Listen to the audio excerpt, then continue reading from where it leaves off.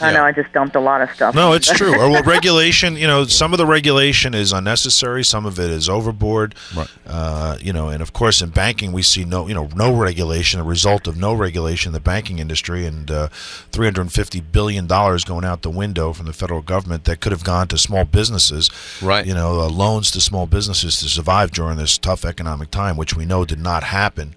So, it seems to me like a series of mistakes, and sometimes, you look at it and you go, gee whiz, I mean, who's really in control of the decision-making here? Well, you could have given every person in the United States X amount of money, and I think you would have done better. That's right. Solve the problem quickly, easily. Sometimes the simplest solutions are the best solutions. I was going to mention that. Somebody worked that out. Is that if they took the stimulus money, how much each of us would have gotten. We talked about that, the book, Too Big to Fail, on this show, and at the end of that book, it talks about the amount of money that was given to the banks and how much money was actually given out in loans.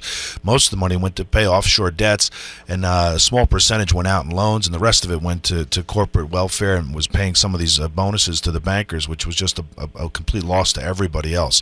You start looking at things like that, Maria, and you realize, man, we need solid leadership. We need, we've always talked about the Bull Moose Party. Bring back Teddy Roosevelt and the Bull Moose Party.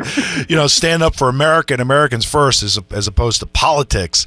Red, blue, a conservative, liberal. All that nonsense you see on TV. The fact is that in 10 years, according to this study and this research I pulled up off the internet, manufacturing jobs in Michigan, 45% down in 10 years. North Carolina, 37%. Ohio, 35%. New York, 33%. South Carolina, 31%. That's your top five.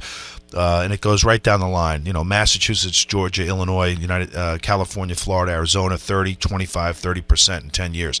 So the jobs are definitely gone, and how they're being replaced, I don't know. When I go around town, I'm always amazed when I talk to people that are working 2 or 3 jobs and still can't make ends meet and still have no health care benefits. It doesn't make for a good working situation in our country. People work in the service industry. A lot of folks are in those jobs now.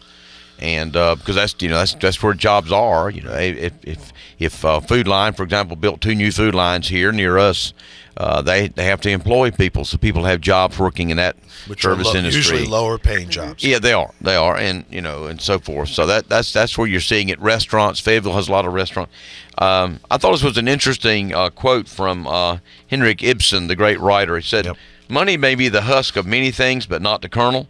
It brings you the food, but not appetite, medicine, but not health, acquaintances, but not friends, servants, but not loyalty, days of joy, but not peace and happiness." Yep. Interesting thought on that philosophy, isn't it? It is true. It is. And this is a great country, and we have an innovative spirit. We do. And I think, we just need to create new products that they're not making overseas yet. We need to develop those, and we have the ability to do that here in the United States. And I think we're going to end up being okay. Mm-hmm. Yeah. America's the only country in the world that a 22-year-old guy can come up with a program like that guy from New Jersey, from your home state, Dr. T, the computer program, whatever it was that he did, and became a billionaire before he was 25. Yeah, Facebook. Before he was 25, he was a billionaire. Right. And you know what he did? He gave a bunch of money to the school system up there. Sure. Yeah. Well, that's a whole other issue, trying to solve our education problem. Yeah. As far as it should be privatized, as far as I'm concerned. I think they would find that the competition would help. I don't know. They shouldn't privatize. We should do vouchers. Which would be another way of because the one area where there's not enough competition is the education system.